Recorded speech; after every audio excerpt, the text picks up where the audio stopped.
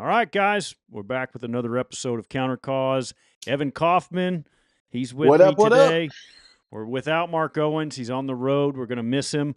But let's get into it. You've seen the headlines. A carnivore diet so extreme that butter is literally oozing out of a man's hand. But is that even possible? We're breaking down the viral claim and the expert response that flips the script. Meanwhile, Texas is getting hit with a wave of illness. Flu, RSV, strep, and even measles creeping back in. Is it seasonal allergies or something worse? And I know Evan's going to love this story. In a win for real food, True Food Kitchen is officially dropping seed oils, and Steak and Shake is bringing Woo! back beef tallow Beef fries. tallow fries, man. I am But all in on that. heck yeah, but why are seed oils under fire, and what does it mean for your health? We've got the top reasons and why you should care. And then there's RFK and Bernie Sanders, accusations of corruption, pharma, money, and hypocrisy. Who's really playing the game and who's getting played? Plus, today's Bible verse takes us straight to John the Baptist, the voice in the wilderness. What does it have to do with the Matrix or the Equalizer? You might see. Mm. You might be surprised. Let's get into it, guys.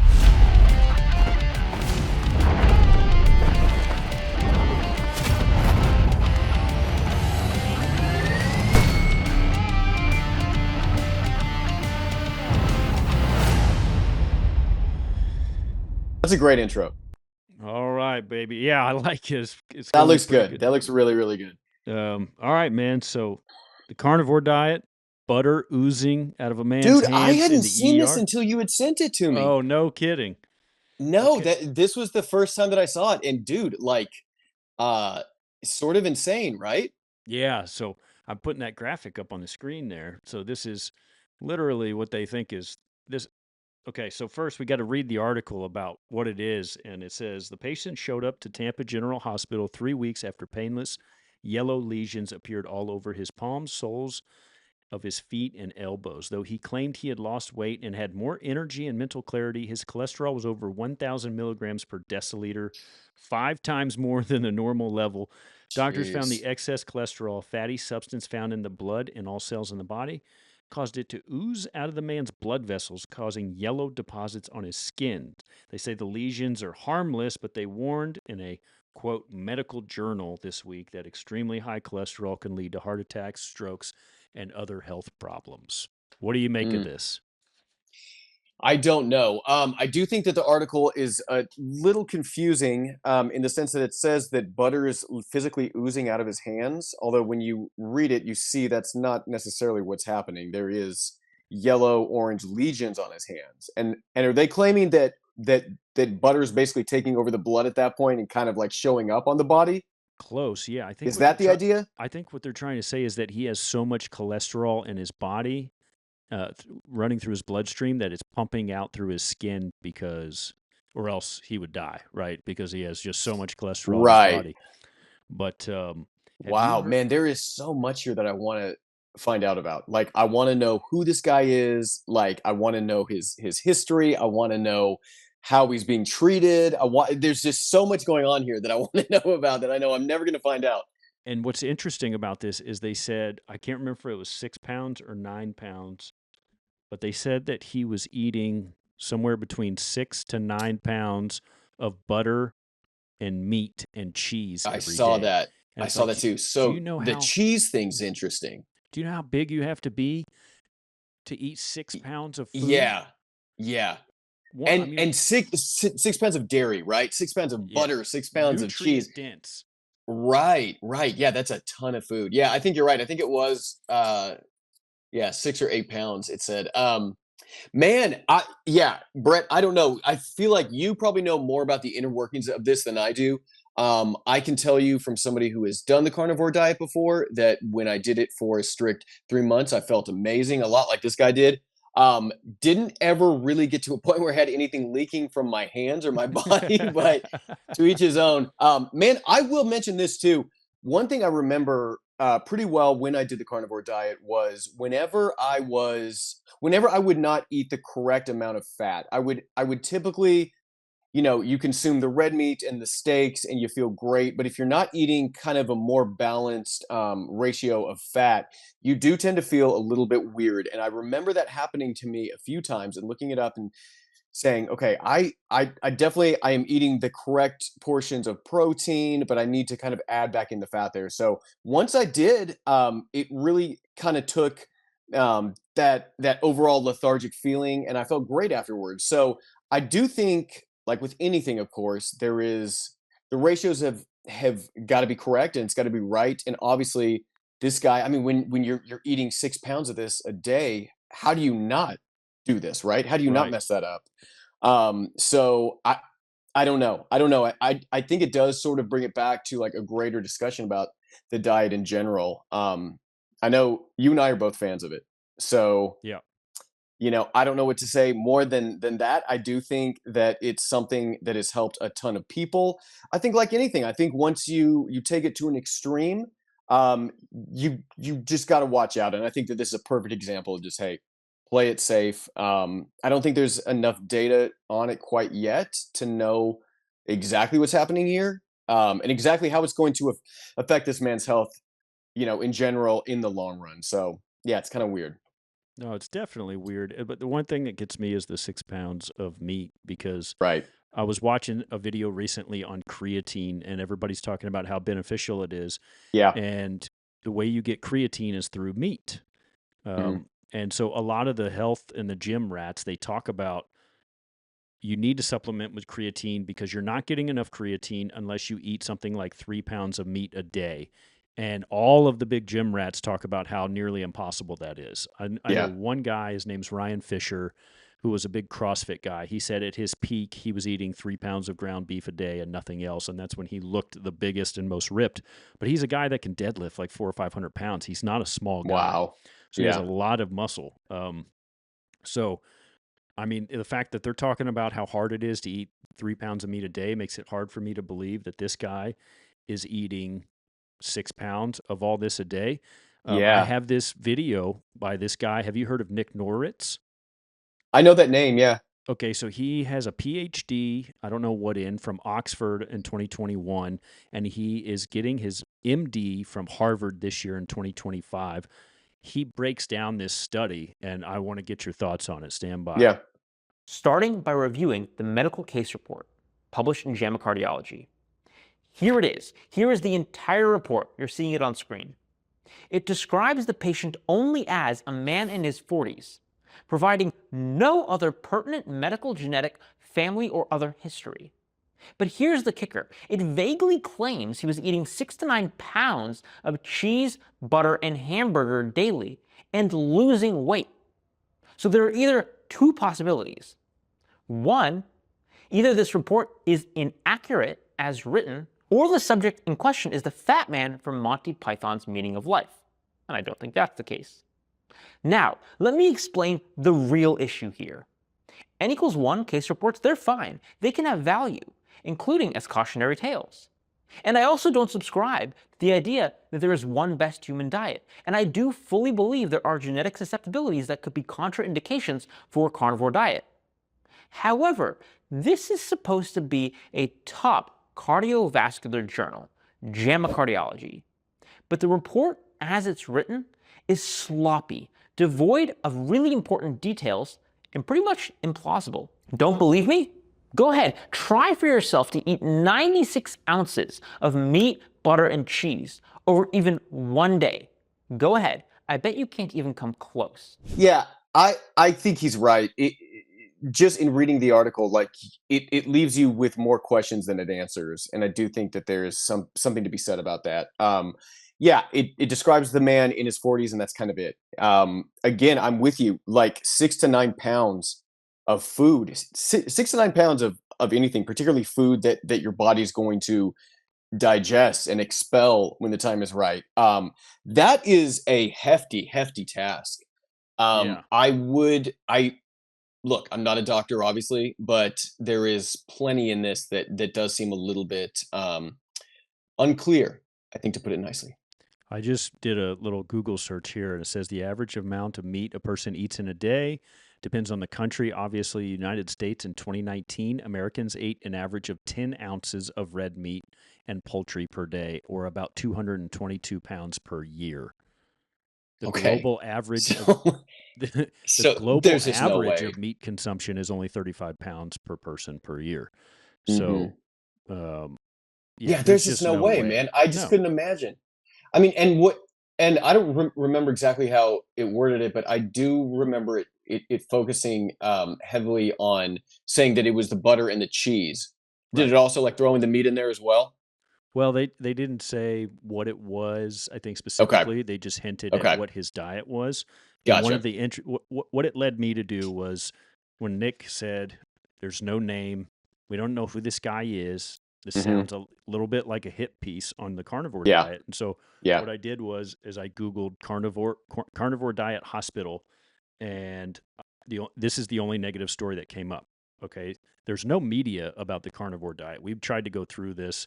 You know, people are talking about tallow in their products. We ran that Hmm. story from Vogue or whatever it was, but there's that.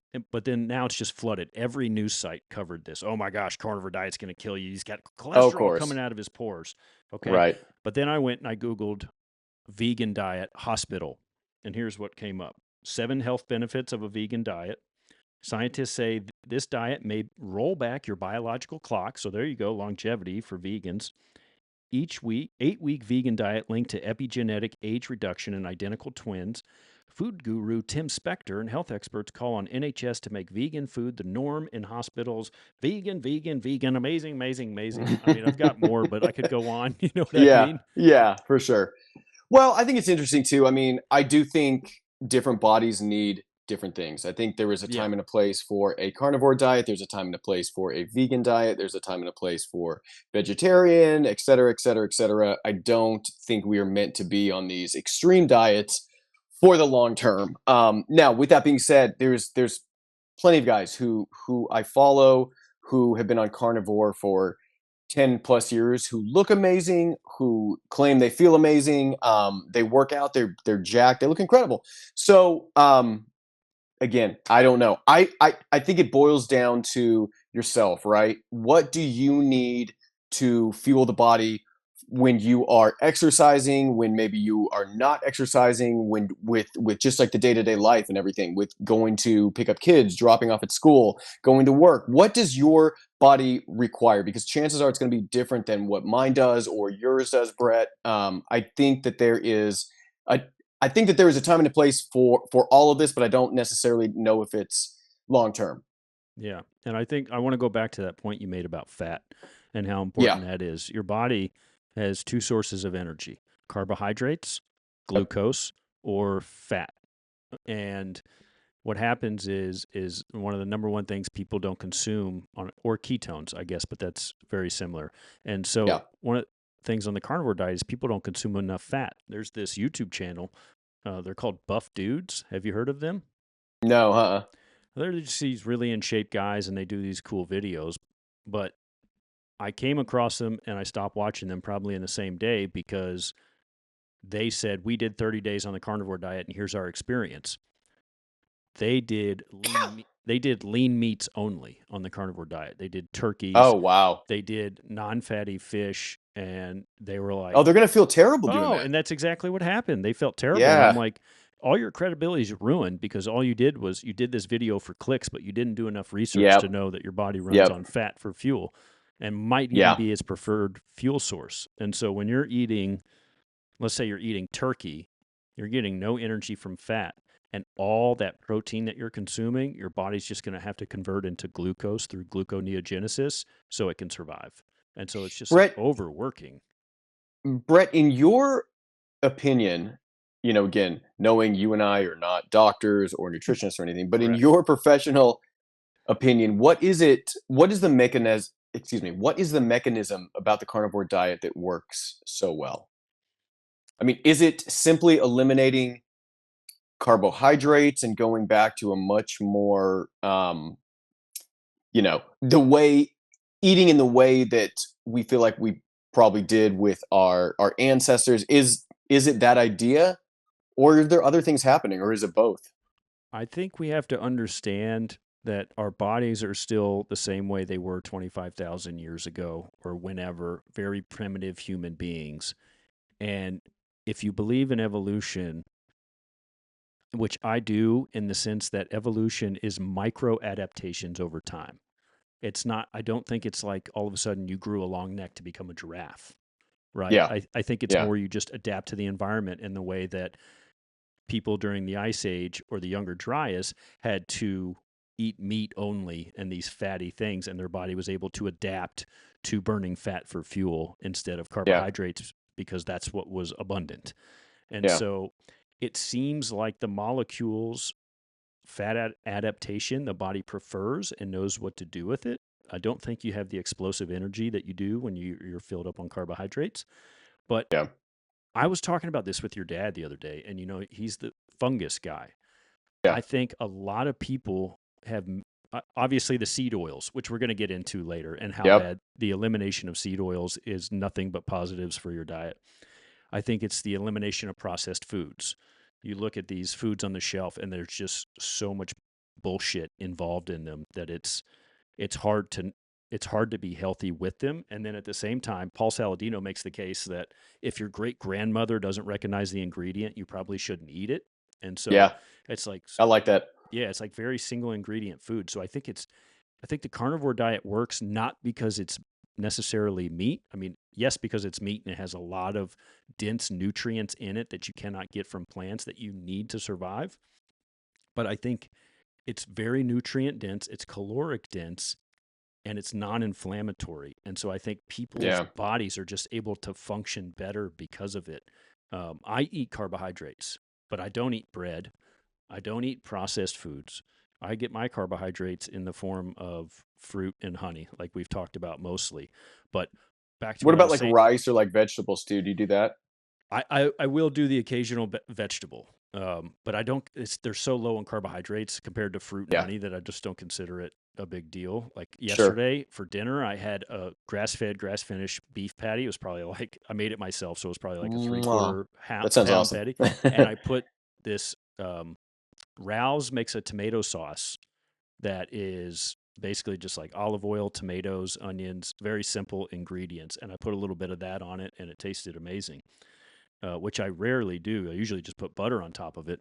But I was talking about this with your dad, and I think one of the major reasons the carnivore diet, and they're not onto this yet, sees so much positive benefits is because it reduces the mold and the mycotoxins in your food. Yeah. I was actually thinking about that, and I was thinking that would be a really interesting show to have him on discussing that. But you're right. The mold and the mycotoxins, and this is where my dad could talk for hours and hours and does.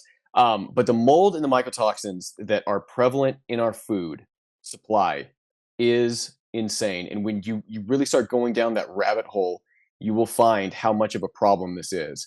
So I do think that you're right. I think when you're talking about, red meat, particularly grass-fed, grass-finished red meat, you're starving a lot of the mycotoxins that we typically see, and you're also adding in things like, butter and cheeses. Although I will say, when I did the carnivore diet, I didn't do any cheeses. I didn't do cheese or milk or anything. Yeah, I same. feel like I don't do great with that in general, so I didn't want to risk it. Again, I felt amazing on this diet, so um, only good things to say about it. But yeah, I do think that there is something to be said about eliminating the vast majority of mycotoxins that are in our food. I think that right away is going to make you feel exponentially better. And then I think pairing that on top of also eliminating carbohydrates, eliminating a ton of the inflammation that we get with just the foods that we're eating. I think all this stuff is just going to make you feel better and better and better. So yeah, I don't know. I'm a fan of it, man. I It does get a lot of hate, and to a certain extent, I can see not the hate, but I can see where I think a lot of the maybe misinformation on it comes from. I don't necessarily think, especially in like doing deep dives with guys like Sean Baker and Paul Saladino. There's a lot to be said about the whole cholesterol fear factor here. I Yes. don't necessarily think that it's something. I think that it's something to be aware of and to be conscious of. I don't necessarily know if it's a thing to be concerned about at the levels that they tell you that you ought to be. Again, not a doctor, but reiterating the information that I have found that I feel like makes a lot of sense. So Yeah. just me. And we said it before too that when people go on a ketogenic diet and a real ketogenic diet, there's 25 markers for heart disease and cardiovascular disease and all these ailments that are plaguing chronic diabetes, all these.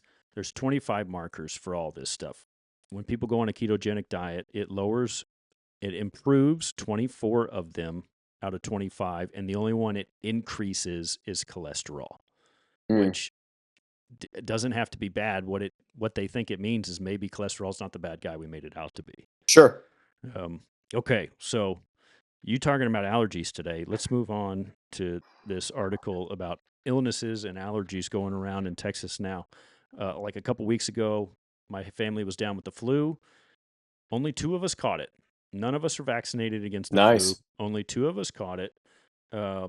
And what's interesting is it seems to, I thought that we caught it towards the latter end. It seems like the wave is starting up because now going through the kids' school, there's a lot of kids getting it. But this is what this article says. I mean, this is the onslaught of shit that we're dealing with right now. It says feeling under the weather in Texas. Where are we at?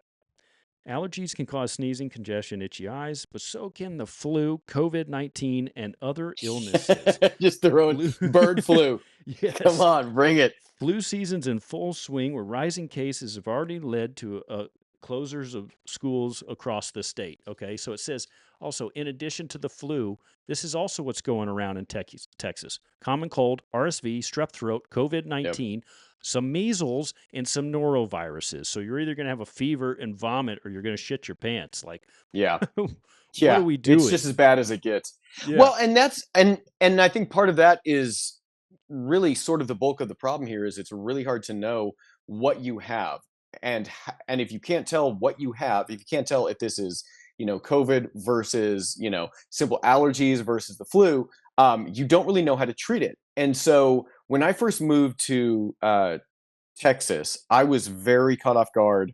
Well, okay, let me back up real quick. I was born in California, but I grew up in Texas and then lived here until I was in my early 20s. And then I moved to Los Angeles, where I was there for 6 years. And my body really readjusted to not having allergens all over the place, right?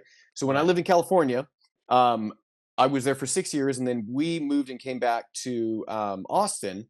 And that one summer, man, I got hit with allergies so hard it was a nightmare. And I went into the doctor's office and was like, "Hey, I think I've got pink eye. I think I've got strep." And like he did all of the tests, and he's like, "Dude, you just have allergies." I was like, "Hold on, there's no way. There is no way. This is not I mean, dude, my eyes were gooky, and it was disgusting. It was disgusting." And so yeah, I think there is definitely a lot happening right now. Treatment wise, it's very, very tricky, particularly with allergies. I haven't found anything myself that has really seemed to help. Other than, I will say, one thing that actually has helped. Now that I think about it, during COVID, I went on a pretty strict COVID protocol, and one of the supplements during that time that was very highly recommended was quercetin. And so I was taking really high doses of quercetin, and I do remember actually that one year was probably the only year that I didn't have allergies. No kidding. I didn't even have any like flare up. I think there was like 1 or 2 days where like I got runny nose and maybe kind of like a light headache, but I didn't have what I typically get, which is, I mean, like I mentioned, the eyes turn red, my face swells. It's just disgusting. So, but I didn't have that year, and I really do credit that to sort of these high doses of quercetin that I had been doing leading up to allergy season. So, that's probably actually, in like discussing that on the show, I need to get back on that probably because I think that was the one thing that actually helped me out. For sure. It says on a Google search here, it says in test tubes, quercetin prevents immune cells from releasing histamines, which are the chemicals that cause allergic reactions. So it reduces allergies, runny nose, watery eyes, hives, swelling of the face and lips. That makes a lot of sense because there's a guest that my dad has on his show quite a bit. His name's Frank Jordan, and he owns a company called NSC24, and NSC makes a allergy formula that is their immune boosting supplement along with quercetin in it. And it was one thing that we gave to my son whenever he was younger, and really helped him with his allergies a lot. So I Oh, think awesome. quercetin, I think it kind of is like a hidden gem in that sense, you know? Yeah. Yeah, and what's interesting is I've never seen. I just saw this video today. I came across it. Let me pull it up here. But it Yeah. is a when the wind blows. You know, like we get these warm winds in Texas, and then all of a Yeah. sudden people's allergies come in. This is why. Yep. Watch this. Look at this. This is one of the big cedar trees. This is all the pollen Oh, I've coming seen off things of like it, this before. Yeah. and it just goes. It says, let's see, winter in Texas means that it is mountain cedar season. If your allergies are acting up, it's probably because of the pollen streaming off the ash juniper trees when the wind picks up. Ugh. And then this guy's other post, this was today. He said residents of El Paso, Juarez, and Las Cruces are advised that pollen levels have reached extreme highs, significantly impacting individuals with allergies and respiratory conditions. That was an hour ago, and that's going to continue all day. And in it's West going to get Texas. worse and worse. Yeah. Yeah, for sure. Man, I'm actually trying to find this photo that would go along, or this video that would go along perfectly with this. There was this video of them chopping down a tree, I think in Texas, and they're cutting it down, and when it hits the ground, it looks like a green explosion. Like there's so Oh my much pollen on gosh. this thing. You got to see this, man. I'm gonna try to find it for you. Yeah. Yeah, text it to me. That would be cool. Yeah. Let me see here. Okay, so while he's looking for that, I want to move on to the major news, at least for all of us health nuts, and that's the fact that True Foods, the restaurant chain, I think they're in 18 states, 46 locations. Yeah, 18 states. Okay, they have released a statement that they are going to get rid of seed oils completely and not just cooking with them. This says True Foods Kitchen has gone seed oil free. They have 18 states. The brand is using avocado and olive oils, eliminating industrial seed oils from every ingredient of its more than 100 menu items, the company said. So to me, Wow, man. this is huge news, and it's crazy because RFK's he's not even in office yet, but it seems like these new politicians of the populist movement have Mm-hmm. this way of affecting change before implementing any policy, and it's almost like it's almost like the corporations are saying, okay, look, clearly this is where the popularity is going, and this is going to help our business. I mean, they're all Sure. about money, right? Sure. I mean, that's it. I mean, at the end of the day, they are chasing the dollar, and you have guys like RFK who were really. I mean, I think they were even talking about. Didn't they ban? Didn't they ban a red dye before he was even in office, Yeah. or or at least had like a big discussion about it? But yeah, I mean, look, I think this kind of this idea of sort of eliminating unnecessary sugars and dyes and all these poisons that we have in our common diet is something that's existed in the zeitgeist for so long in this kind of like health minded era.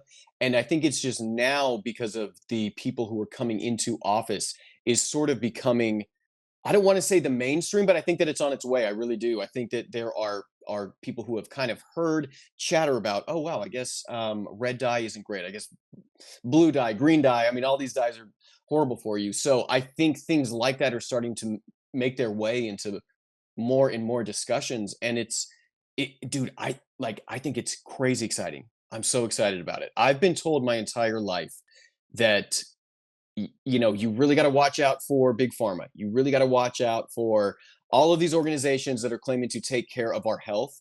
And then as I grew up and got older, I sort of saw just how shady a lot of that is. And then during COVID, I think everybody saw like, holy crap, this is insane. This is like what's happening with vaccine requirements and all of these things is bonkers. So I think people are starting to get a sense of that now, and that's cool. And I think that the next 4 years, we're going to see a lot of stuff change. Probably even, honestly, Brett, a lot of stuff that I don't know a thing about, Right. but that we're going to start seeing implemented in our day to day life. And I don't know, man. I think it's exciting. I'm excited about it. No, for sure. I've got this video that you sent. This is wild. You probably saw it Yeah, while you isn't were that tree talking. insane? You probably saw my eyes go really big because I was like, holy shit, this has to be a It's graphic. crazy, dude. Yes. These things go yeah, right. These things go undusted obviously, for years. Oh So yeah, I could sure, see it to an extent. And it's sure. even this one that's on the screen now. It's so Yeah. hard for a camera to pick up this kind of stuff. No, You have the exactly. lighting. Of all people, like the Yep, lighting has to be exactly. just right. The angle has to be right. I mean, it's Yeah. really difficult. Even when you next time it's raining, and it's raining really hard, try to video it with your phone and see how Oh shitty yeah, it looks on the no, phone. you'll never see it. Yeah. Yeah. Yep. And by the way, Steak and Shake, as we go on to this as we move on real quick, I did want to mention that Steak and Shake has announced that it's moving forward with the use of 100% all natural beef tallow in its restaurants. It's long been famous for shoestrings fries, which are amazing. I Mm-hmm. can't wait to take my kids, honestly, because we've driven by it every day going to school. And no more do we have to go by and say we can't go. I'm like, we're going as Get the soon as they implement fries. it. It's now, I Yep. know in Florida, across the entire state of Florida, it's already implemented, and they say that they're going to have beef tallow in all of their restaurants nationwide by the end of February. Man, good for them. That's Yeah. awesome. That is awesome. Again, it's like all of these people are waking up to it now. People are seeing, and I think too, I think there will indefinitely be a big change just in how these products now taste, right? I Yes. mean, it's Oh going, man. I mean, I know when you taste like anything cooked in beef tallow, dude, Yeah. it is delicious. It is rich and it's thick and it's creamy and it's amazing. So, yeah, I'm excited about it, man. I think there's some good changes along the way. Yeah. And anytime somebody comes over to the house, whenever I make food, it's always just butter and salt, and they're like, "That was Yeah, amazing. What is that? What yeah, did you marinate the steak in?" And I'm like, yeah. "Nothing. I just put butter Same, on it." You know, same. and Yeah, it's people. Butter has been so demonized, and same thing with beef tallow. One of the drawbacks of this is that I could go. You all have Central Market down in Austin. sure. Yeah, So we have Central Market here too, and I would go to Central Market, which is kind of like, for the people listening, it's like a Whole Foods, right? It's just like a real ritzy, natural type grocery store. And I would go to the yeah. butcher and I would say, "Hey, could I have 4 pounds of beef fat?" And they'd just stare at you and they're like, "What?" I'm like, "4 pounds of You beef gonna fat." eat it? Yeah. And they're like, "Okay, yeah." And same thing at Tom Thumb too. I'll go there and I'll say it, and they'll say, "Hey, we don't have anything in the system." So Central Market, I've just walked out before because I've put it on the conveyor belt at the checkout, and they're like, "Yeah, what is this?" I'm like, "It's beef fat," and they're like, "Oh, we don't have a code for that." And I'm like, "Yeah." And they're like, "They just gave it to you. It says no charge on the thing." I'm like, "Okay, great." Tom Thumb, Wow, same no thing. kidding, really? Yeah, same thing. Tom Thumb's Wow, like, "We don't have anything for this on the scale, so we'll just charge you a dollar a pound for pork fat." And I'm like, you guys don't even know the wow. liquid gold that's walking out of Mm-mm. your door right now. They're And gonna catch on to that, I they're going to guarantee catch it. on for sure. Yeah, But, it's a pain. Like, it's so much easier to buy butter and slap it in the pan. Make a beef tallow right. takes like 6, 8 hours. It So, does. It does, but there is a benefit there, with, I mean, obviously, health-wise, of course, across the board, but then also just the taste. Again, I go back to, the taste of it. I mean, we would basically, when I was in carnivore, we would take, all of the fats that we didn't eat that was either on the meat or left over in the pan and just put it in a jar and just reuse that when we're yeah. cooking anything else, eggs, steak, red meat, obviously the carnivore diet, that's all you can kind of have. But man, I'm telling you, the taste of it was just phenomenal. And dude, again, I go back to this one every time, but I just felt so good. I thought good on it. My mind was more open. I was more creative. So all this talk about it, I need to go back to it, Brett. You keep Maybe saying I'll that, start after man. this. We got to do it at some point. Yeah. Yeah, we should. I always mean to do it during the winter because I don't need to be eating a bunch of fruit. It just doesn't sound natural during the Yeah. winter. But Yeah. yeah, I mean, it's definitely. I was talking with this guy the other week, and he was complaining. We were going to a father-daughter dance, and so it was a bunch of Mark dads. was telling me about this. Yeah. Mark was there. It was awesome. And this guy, all I got was a ribeye. It was just a ribeye with butter on my plate. And the guy looks at me and he goes, "You're not planning on dancing tonight." And I said, "What?" And he goes, "Like, what you're eating? You're going to be sitting there trying to take a nap afterwards. That's a huge steak." No, And I looked no. at him and I was like, "Sir, we need to do a lot of Yes, talking." sir, you are mistaken. And we I can did. see you setting him straight. And we Yeah. did after we walked out of the restaurant, and he's like, I don't get what you said. And I was like, look, dude, 30 days, ground beef, steak, eggs, nothing else. Yeah. And I walked away, and he was like, wait a second. He came after me. He's like, what do you mean? Like, I can have a steak for breakfast? And I'm like, does that sound good to you? And he goes, yeah, it does. It's And like, I dude, that go, sounds amazing. yeah. He goes, yeah, it does. But isn't that bad for me? I'm like, look, what's working for you right now? And he goes, nothing, man. Like, I feel like I'm about to bust out of my clothes. I don't feel good. I'm tired all Mm, the time. I was like, give me 30 days. I'll give you the plan. It's really simple: ground beef, eggs, steak. I usually don't say steak because it's hard to afford. It's very expensive. yeah, And so I yeah, it said, is for sure. get a fatty ground beef, like 80/20. It doesn't have to be grass fed. It can be the Wagyu. Like, let's just get started on this. Sure. And, the Wagyu ground beef that you get at Costco is like $5 a pound. And so I was like, let's start with that. And ground beef and eggs every day. He's like, how many meals do I eat? And I said, however many you want. And he's like, what Whatever do you you want. mean? Yeah. I was like, the only thing is you eat when you're hungry. He goes, so it doesn't have to be 3 meals a day? And I'm like, no, like, dude, we've all been brainwashed. You got to stop thinking about Mm-hmm. you have to have 3 square meals a day and 2 snacks. You're not going to need it. But I will tell you, the first 2 weeks is going to suck really bad because that metabolic machinery to burn the fat for fuel, it's so used to getting adequate carbohydrates, and it's so busy turning those carbohydrates actually into fat for storage Yeah. that you're all backwards. So Yep. as your body readjusts, you're going to start feeling better. Day 2, he texts me. He's like, I'm all in, dude. I'm starting to feel less pain in Nice. my midsection, and I feel On amazing. And day 2? on day 2, and I'm like, Wow. and I got to reach out to him today because I think today's day 4 or 5. But I'm like, there's going to be a point where you start feeling sick, like you get that feeling in your gut, Mm-hmm. and that's your gut microbiome that biome that is dying inside, needs the carbohydrates for survival. That's the Mm-hmm. fungus Yeah. in your Yeah. gut, the yeast Exactly. that just continues to grow. I mean, I saw this video that your dad showed me, where his producer John put a tray. Have you seen this? He put a tray of muffins or bread in the oven, but he didn't put he. It was just for filming, so they couldn't turn the oven on. So they put this unbaked yeast bread in the oven, left it at 80 degrees, didn't turn it on over the course of 10 hours, and they go like this. And it rose? It rose over the course of 10 hours, and it Wow. started spilling over the pan. And Without John, heat? without heat. And John said that Wow. they measured the temperature the whole time. It was average 80 degrees in there. And he said, our body's 98. Your dad said, our body's 98.6. Imagine what happens if yeast gets in there that shouldn't be Yeah. where it shouldn't be. It just keeps expanding, and you just Just keep, expands. Yeah. and it craves carbohydrates, and you just keep feeding it.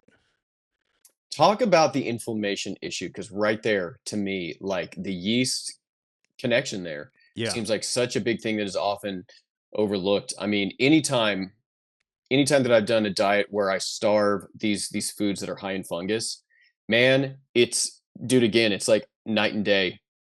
And my dad has been saying this for decades and decades, and I've grown up hearing it. And life happens, and you start eating crappy, and you have weird work hours and all of these excuses. And then once you can step back and say, okay, I need to clean this up a little bit. I'm going to eliminate peanuts. I'm going to eliminate all of these foods that are very, very high with mycotoxins. You feel amazing, and you feel amazing almost like that too. Yeah. You were talking a little bit about the change with the carnivore diet. I remember my biggest thing, because I never really got any of like the stomach stuff that's fairly common, I think. I never got any of that. What I did get pretty early on though was like meat fatigue.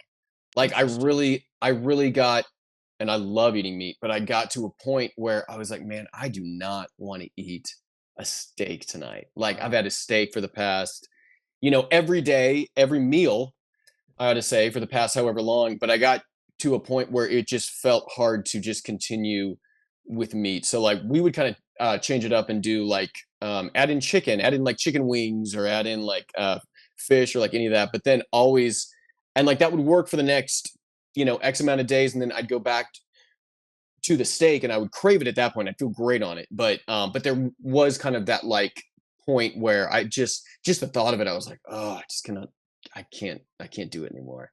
Was this when Um, you weren't getting enough fat? Do you think? It was fairly early on. I don't think it was necessarily around that time. I think my body was honestly more than anything sort of going into like um Shock, a probably. shock mode Yeah. almost, honestly. Yeah. Yeah. Yeah, like I think that was it. It was just, I mean, I'm going from like eating a an array of things to only meat and only butter and only eggs, honestly. And so it just got to the point where that just kind of like felt a little exhausting almost. I do remember I looked up a video online from what's her name, Salt and Butter Gal, Oh yeah, Salt steak and and butter Steak gal. Gal, Yeah, Steak something and like Butter that. Gal. Yeah. She's awesome. I saw a video of her actually talking about that, and she had recommended drinking things that are like sparkling waters, and that would kind of help to like Yeah. break up that taste a little bit. And I tried it, worked great, and then by 3 days after that, I was like back on my steak kick. So it does happen. I mean, I think the body. I mean, look, anytime that you're doing any diet, the body's adjusting, right? You were eliminating probably a bunch of very toxic things that you don't even realize how toxic they are. And once you start taking all of that away, the body's going to get mad. It's Yeah. relying on that stuff. It likes that stuff, especially if we're talking about fungus or parasites. I mean, that's what that stuff needs in order to live. So if you start eliminating sugars and carbs and all these things, the body's going to get a little bit upset. But Yeah. but you just got to stick to it. Overall, it's a good thing. I am interested to hear about your friend and how he's doing, though. I mean, like day 4, that's a big one. That's That's a exciting. big one. So I know. I'm like, I looked him in the face. I was like, you got to give me 30 days yeah, because there's that it's like the hero's journey, right? Where yeah, you start out and you're like, this is gonna be great, and then you've got to go through hell, and then yep, your body yeah, you comes out do, the other side, yeah, and you you're do, like, it's just really hard. It's amazing how hard it is to buck the brainwashing. And yeah, I'm not saying that it was intentional brainwashing. I do think people were paid off to release certain studies. I think there's perfectly good evidence of that.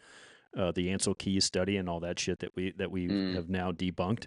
But mm-hmm, I think that it's a case of like with antibiotics, where it's like we have something that works. It needs to work for everybody every time for yeah, everything, yeah, and it's like that's not good. Antibiotics are right. not good in that sense. Yes, they save. If you have a bacterial infection, they're going to save your life, Oh, but it's they like also, anything. There's a time and a place for everything, right? yeah, yeah, exactly. And so I have this list too here of why seed oil, and this is the thing. Like this is what I would tell anybody: if you're going to make a change in your diet, if you can eat single ingredient foods, great. If not, here's the one thing to get rid of, and it's seed oils. And this is Mm, why True Foods and Steak and Shake it's such a big deal. I just I just wanted a list of what seed oils do. And so one, they're high in omega-6 fatty acids. That's bad. Linoleic yeah, acid is highly inflammatory. It's bad for mm-hmm, your heart. Okay. And what they do is and somebody explained it to me too, where they said, um, back in the day, you have bacon. Pigs used to be like 6% linoleic acid, 6% mm, polyunsaturated fatty acids. And nowadays, pigs, chickens, they're in excess of 25% polyunsaturated wow, fatty acids and linoleic acid. And so it's because we're feeding them all this garbage and they're storing uh-huh, it in their bodies. And this is what's in these oils at a much higher concentration, too. So it mm, increases oxidative stress, promotes free radical formation, endothelial dysfunction, interferes with mitochondrial function, which is the mm, source of all disease. It's linked to obesity, metabolic dysfunction, disrupts hormone balances associated with autoimmune disorders, and it's present in highly processed foods. And so that's just a list. Like I could go yeah, into the details on it, but it's like, to me, that's enough said. Like free that's radicals, enough, right? Yeah, yeah, same. everything. Oxidative stress, not good. Free radicals, kind of the same thing. It builds up in your body. It eventually causes cancer. Endothelial dysfunction, your blood's not flowing the way it should. Mitochondrial dysfunction, the energy powerhouse cells of your body aren't performing as the way that they should be. I, so, question here. I wonder, is there a case to be made about supplementing if you are eating a lot of seed oils and getting kind of a higher percentage of omega 6s, probably omega 9s also, right? I mean, I would imagine at least. Yeah. but I wonder if there's a case to be made to combat that if you can kind of correct the proportions there by taking higher amounts of omega-3s. I've I heard wonder if this. it's as easy as that, or if that's just another tactic to kind of help out with stuff. But it does seem like that could help, Yeah, in I've some way, shape, or form, I guess. I've heard that. That's a great point, actually. One of the things that Paul Saladino is really big on is he'll go through his blood work, and he doesn't get a lot of omega-3s, but what he Hmm. really highlights is that his omega-3 to 6 ratio is in good form. Interesting. Yeah. And in his mind, that's the most important thing. Yeah. Is the balance between those two, and that the 3 should be higher than the 6. Sure. And Sure. my And problem is, I know personally, I love bacon. I love pork belly. I just like the yeah. fatty taste of it, but that's what's Yeah. high in the polyunsaturated fatty acids. And Right. what's interesting is that you have monounsaturated fat, polyunsaturated fat, and saturated fat, and trans fat. But let's not go there. Uh, That's for a monounsaturated whole nother fat time. and saturated fat, they can exchange in the sense that if you have monounsaturated fat, you need it to be saturated fat. They can kind of do an exchange where you can get what you need in the body. Hmm. Polyunsaturated fat doesn't have that capability to be exchanged with the other two. Oh, that's interesting. And so they believe that even like something like cellulite, the reason it's so prevalent nowadays is because what it does is it's unable to be processed by the body. So it just gets stored as fat for a rainy day. Interesting. And it goes to the places where we store fat. So that's why men have the big midsections, and that's why Hmm. women are getting the bigger legs and the cellulite and all that stuff. And a video on YouTube said that it takes approximately 7 years for your body to dissolve the polyunsaturated fat in your body, which is what you're getting from the seed oils. So if you go seed oil free today, it's going to be Wow. about 7 years before you can get It's rid of not all it's of not it. gonna be out till 7 years. Wow. Man, And that's that's really hard. crazy. That's really hard to come away Yeah. from. Yeah. And you're like, I working out, I feel better, but I don't look better. Why? And it's Yeah. probably because of that. I did find some guy who had this super extreme protocol for detoxing your body, these PUFAs, and it was something like sitting in a hot bath at like 105 or 110 degrees, which sounds like it's going to burn your ass off. And and he said you got to do it for like 45 minutes, and I'm like, people are going to die, people are going to pass out. Like, Yeah, this no kidding. That seems like a terrible idea, yeah, honestly. yes. So don't I do wonder, that. I wonder if there is, just in terms of like a detox, like from fats like this. I wonder if the sauna would help out with that. Obviously, like we all know, the sauna helps out with a ton of stuff. Yeah, I'm sure that on some level, that it's helping out with the fat issue as well. You would think, yeah, at least. I would think for sure, because some Hmm. of the most out of shape, heavy set people love the sauna, and I think Hmm. and honestly, part of it could be, I think it's the sweating detox, but I also think it's the blood pumping. And my view is that the more you can get your blood pumping and your veins and your vessels to open up, the Yeah, better the in better. Yeah, the better in agreed. the long term. Yeah. And most you can do that by exercise. It's great to do that by exercise because then you're engaging muscles, whereas in the sauna you're just sitting still. But Right. you can definitely sit in the sauna and sweat for longer than you can go on a hard run or lift weights.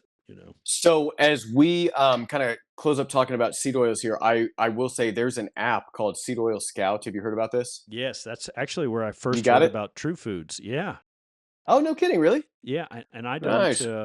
I don't comment on anything, but if I Hmm. go to a restaurant and they got bullshit in the seat in the Yeah. set, I comment on it because it Yeah. helps. Yeah. Yeah. No, it totally does. And I think my wife has the app. I don't have it, but I do think that it is pretty much like user based. Like people are feeding in the info, hey, this restaurant's safe, this is not, so and so. So I would definitely recommend that if you're looking to kind of start on a fresh diet, if you're looking to do something antifungal or something like carnivore, or I mean, even, look, if you're looking to do something keto or plant-based, I think that this is a great app. They don't fund us or anything. We don't have a dime from them, but it's a Yet good app to we're find looking, things that are Seed Oil clean. Scout. We're coming for you, Seed Oil Scout. We're coming soon. But I do think that it's an awesome product. So Yeah, Check it out. I agree. It's basically a great app that allows you, if you want to take your family out, you can search the restaurant, or you can even search restaurants in your area and Yes. see which ones. They do it by levels too. So this is a seed oil free premise. Yeah.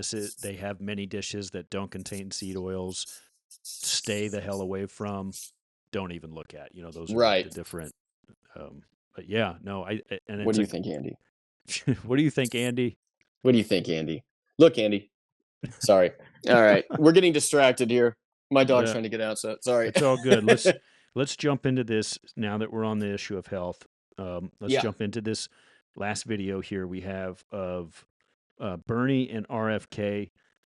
It's really interesting that all these things are happening with RFK on Capitol Hill. So Bernie, just like Elizabeth Warren, wants to know if RFK is planning on using this opportunity of the Secretary of the Health and Human Services to enrich himself following office. Need it be said that both Warren and Bernie are worth millions of dollars, yet they don't own businesses, and their federal salaries are less than $200K a year. So let's check out this. Countries in the world right now. Will you guarantee do what every other major country does? That's a simple question. And by the way, Bernie, the problem of corruption is not just in the federal agencies; it's in Congress too. Almost all the members of this panel are accepting, including yourself, are accepting millions of dollars from the pharmaceutical industry. Oh, no. Protecting their interests. Oh, man. I thought that would. No, Oh yeah, here we go. Let's hear I it. ran Bernie. for president like you. I got millions I know. and millions of contributions. They did not come from the executives, not one nickel of PAC money from the pharmaceutical industry. They came from workers. In 2020, What difference does it in make? 2020, you were the single largest Because I had receiver of small pharmaceutical money. contributions from workers all over this country. Workers, You were the not a nickel from corporate Bernie, PACs. you were the single largest acceptor of working- pharmaceutical dollars. No, from workers in the industry. 1.5 million. Yeah, out of 200 million. All right, but Real You have life not is so answered much last better question. than You have not any answered my movie question. right now. How You the notice heck that? would we ask you a question? How do we make America? Oh my gosh. Dude, that is so good, man. Good for RFK, man. I mean, he's really going against the system, which I love it. I love it. I am here for it. I am supportive of anybody who is willing to. There's so much corruption. And look, this is not by in any way, shape, or form to say that RFK doesn't have his own things or whatever. Right. But I We're not love the saying he's idea. perfect. Not at all. Not at all. But I love the idea of somebody coming in and disrupting a system that is clearly deranged, clearly has done more harm than good, particularly in the past X amount of years. But yeah, man, I am all about it. I'm excited about it. I really hope that it kind of opens the door for a lot of change, because I think we need a lot of change right now, particularly in health and wellness. Health and wellness has been a thing that has been a passion of mine for decades and decades, and seeing how corrupt it is at scale is insane. So bravo, RFK, here for it. Yeah, it's hard to believe anybody that has a salary of $187,000 a year and they're worth like $15 million. Like what? Brett, and- it's contributions, bro. Oh, that's right. Yeah, it's contributions. Which it very well may also unless you're be. playing I mean, yeah. Unless you're like a bank and you're taking their contributions and Yeah, sure, and you're playing the exactly. stock market with it and batting Exactly. Which, yep, that's a thing for sure too. So it's actually so, yeah. surprising that we don't have more people trying to be in government than we do. I mean, there's still counties that don't have anybody to oppose them in certain districts. People Oh, I running for know. office. I'm shocked that people aren't just lining up. They are, I guess, in places like New York, but it's Yeah. that's what I hope is that the grift is over. Yeah. No, I do too. I do think working a government job, whether you were trying to be politician or whatever, I think it would be just be, honestly, man, I think it would be soul crushing. I think it would be really tough. I think you would learn a lot about the ins and outs of your own counties on a tinier scale, of your entire government on a larger scale. I think you would, I don't know why anybody in the right mind would want to ever do a job like that. But at the same time, God bless those who are, because we need them, especially the ones who are willing to stand up against the corruption. So yeah. Yeah. I think the way the founding fathers designed it is to make it incredibly hard to get anything done. And so that's Yeah, probably extremely frustrating on both sides when you're sure. very passionate. That's why you run in the first place, because you're passionate about something and you want to make change. And it's Sure. just an extreme bureaucracy, which has allowed for this deep state style corruption to proliferate. But it's when you're actually passionate and you want to make moves and you want to affect change, it's extremely difficult because it's like moving an entire city one way or Yep. another. And Yep. it It just takes a doesn't work. long time, and you kind of have to do a lot of the time. You kind of need to use questionable tactics in order to get things done in the first place. So I think that there's this kind of underlying, I don't want to say shadiness, but shadiness that kind of it comes along with it. So, Yeah. but yeah, I mean, like I said, I mean, I'm definitely hopeful. I think we have guys like RFK, and I mean, even Trump. And again, this is not to paint any of them as saviors, but I like the idea of somebody coming into office who's going against the grain, who's trying to kind of shake things up in that um, respect. So yeah, Totally. we'll see what happens. We'll see what happens. I guess you got anything else, or you want me to leave it with this Bible verse I came across today? Yeah, yeah. Let's do that. Okay. So this was actually this morning came across this. This is John 19, John 1 John 19 through 24, where he says, "Now this was John's testimony when the Jewish leaders in Jerusalem sent priests and Levites to ask him who he was. He did not fail to confess, but confessed freely, 'I am not the Messiah.' They asked him, 'Then who are you? Are you Elijah?' 'I am not.' 'Are you the prophet?' 'No.' Finally, they said, 'Who are you? Give us an answer to take back to those who sent us. What do you say about yourself?' He replied, 'I am the voice of the one calling in the wilderness. Make straight the way for the Lord.' Now the Pharisees who had been sent questioned him, why then do you baptize if you are not the Messiah, nor Elijah, nor the prophet?' 'I baptize with water,' John replied, 'but among you stands one you do not know, the one who comes after me, the straps of whose sandals I'm not worthy to tie.'" And what's interesting is I didn't start this Bible study group, but I was asked to join it. And this is my second week, and this is the one we went over today. And one of the cool things that the guy does in the Bible study course is he says, "I want you to think of a movie, either the title or the premise of the story, on what this verse means and how you can kind of relate it to the modern world." And the Hmm. one that I came up with is, it seems a little bit like the Matrix to me, Hmm. in the sense that the whole crew is searching for salvation. The whole crew is searching for the one, and Morpheus is certain that Neo's the one, and he's certain that, like, even though he's beating him in the fights, he's certain that, like, when Neo comes to be, that Morpheus isn't even worthy of being in his presence, basically, right? Mm. But Neo doesn't himself believe that he's the one. But I think what's really interesting about this verse in that is that there's something very special about John in this that nobody really talks about, is because he's doing something. He's baptizing these people, but if he just looked like a crazy, the king or the royalty would not send messengers after him to figure out what he's doing. So there's something really special Huh. about him that they have to know to get this answer to go back. And he basically says, like, "Look, what I'm doing doesn't even matter, because I can't even tie the straps on the sandals of the dude that's coming behind me, and y'all better get Mm. ready." And I was like, "Oh, that's really interesting." What do you think, man?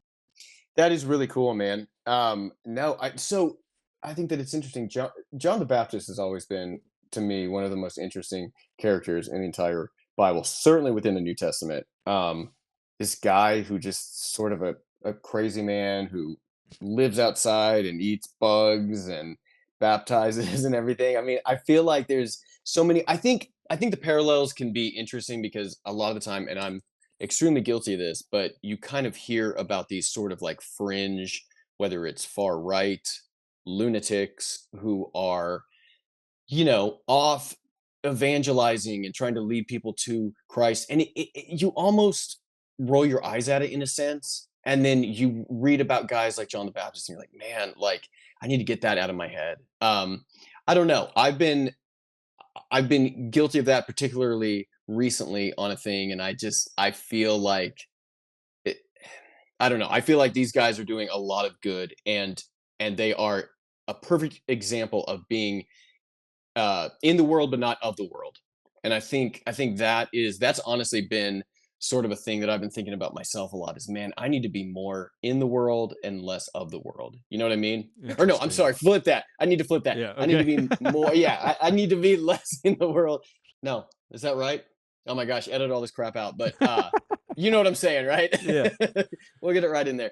But yeah, no, I've been thinking about that a lot. I've been trying to make sure that that yes, I do need to exist in the world. I do need to um, work a job and exist in society. But man, my goal as a human, as a Christian, should be to bring people to Christ and to be a good example.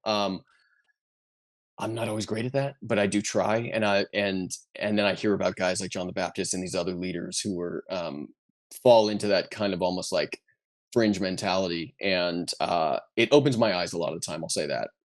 For sure. And I'm very new to this stuff. I mean, I was a altar boy. I grew up in the Catholic Church. My father was Italian Mm, Catholic, really old school. We went to mass in Latin. I was like, I have no idea what the hell he's saying. Why do I care about this? It's like my dad yeah. was old school. He's like, this is the way it has to be. And only when I went to these modern churches was I was like, what, this is interesting. Like, this is great. Yeah. This is something I understand. Um, but I didn't even know that the guy who wrote John, that John is different than John the Baptist. I thought they were the same. Yeah. John the Yeah. Apostle, John the Baptist. Right. So that's confusing, especially when he opens the entire book about John the Baptist. They're like, what? Why is he? Yeah, you're like, Okay, wait a he's minute. talking about himself. So Right. anybody that is new to this, I mean, I don't know. I don't know anything, but it's You know what funny. I would recommend? Yeah, I would recommend reading the chronological Bible. So I started this interesting. last year, and the idea is that you can read it all in a year. Spoiler alert: I messed up and didn't read it all in a year, but I'm taking Oh, my time cool. with it. But Yeah. but it's cool because it really helps understand the story and the narrative that's unfolding in the Bible. The way that it exists right now is fractioned a little bit, and it's kind of different stories on different timelines. And when you read it chronologically, it really, I don't know, helped me make a lot more sense of it. So I would recommend that. Yeah, awesome.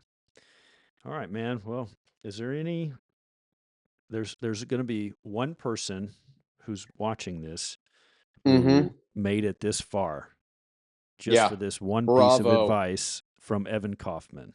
Oh man. Oh my gosh. What Okay. if you have one piece of advice for the rest of the year, what would it be?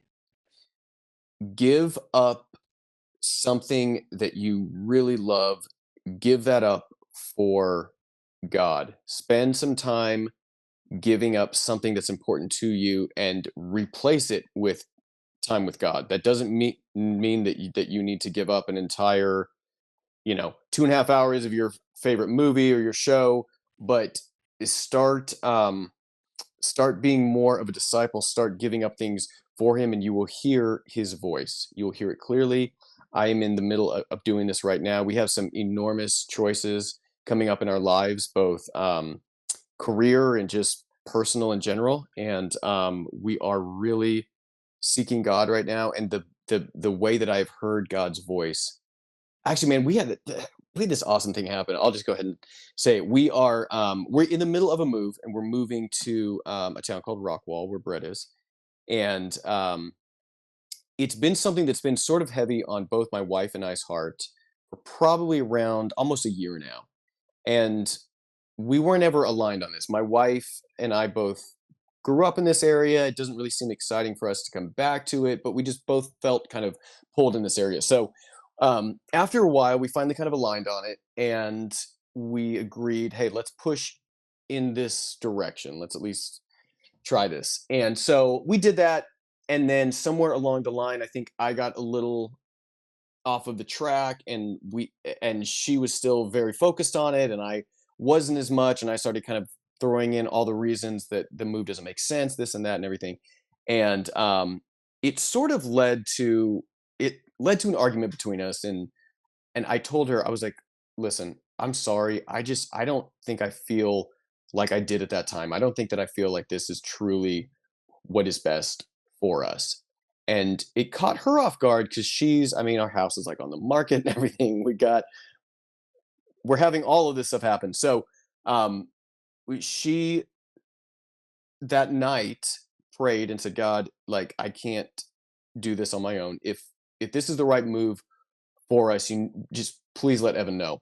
And prior to that, I had really been asking God, like, hey, I feel like I need a sign. Is this the right move? Is this still what you want of us, basically? And I didn't hear anything. And so I think that was a lot of the reason that I got discouraged. And then that same night that my wife prayed, Brett, I laid in bed and I started to pray and I said, I was like, God, I was like, look, if you want me to do this, I will do this. I will go where you want me to. I will gladly do that. And I was like, but I need to know for certain that this is the right choice and the right move. And I was like, listen, just give me a dream about Rockwall. It can be anything. Just whether, like, I know a landmark there, but just give me a dream about it. And dude, sure enough, that night I had this amazing dream about it, about some ventures that we have going on, about like all this stuff happening. And I woke up and told her, I was like, all right, I'm in. I'm ready for it. So it's praise God that he will do things like that. I know that he doesn't always. And again, I had spent the past 2 weeks kind of asking, hey, I need a sign. And I finally got to a point where I was like, I don't think I could do this unless I get a sign. I really don't. And that's of course not to say that God's pandering to what I feel like I might need, but I do think that God meets us in the times when it doesn't make a lot of sense for us. So yeah, it was the coolest thing though, man. Like I woke up and I was like, Katie, I was like, you're not going to believe this. And then she told me, she didn't even mention that night that she had prayed for me, but then it happened and I was like, wow. It's like, all right, we're doing this. Dude, it's wild. Yeah. Yeah. It was wild. It was amazing. Awesome. Yeah. Yeah. It's very, very cool. So, I mean, I don't know. I don't always like talking about like personal things that I'm going through, but I feel like I have things like that where it's like, it just points back to just how much God truly does hear us and how much good he wants for us. And that's not at all to say that this is going to be some super easy move and everything's going to fall into place and we're going to get there and feel amazing about it. But it is to say that I have on my heart the knowledge that this is what we need to do. So we're going to do it. I love it. And that's the word of wisdom, Brett. That's what I got for the guy who made it through this entire video. You heard it here on Hope Counter it was worth it, brother. No, it was awesome. Guys, thank you so much for joining. Like, subscribe, do all the stuff we need you to do. It really helps us out with the algorithm. And share it if this, especially that last moment, helped you a lot. Thank you guys for watching.